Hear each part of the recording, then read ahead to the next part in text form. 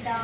In all these sentences where we use had to and have to, what is the difference between have to and have to? Please explain. Here, I have to do hard work to get good results. నేను good results రావడానికి hard work చేయాలి. I have to wash my clothes today. నేను నా క్లాత్స్ని ఈరోజు ఉతుక్కోవాలి. మనం మనం to do లిస్ట్కి have to అనేది use చేస్తాం.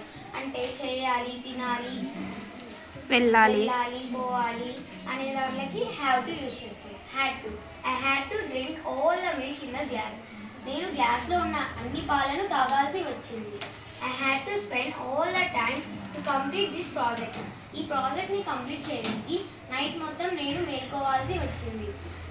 హ్యాడ్ టు అనేది మనకి ఇష్టం లేకపోయినా చేయాల్సి వచ్చినప్పుడు హ్యాడ్ టు అనేది యూజ్ చేస్తారు. This is the difference between have to and has to. Thank you, Dikshita.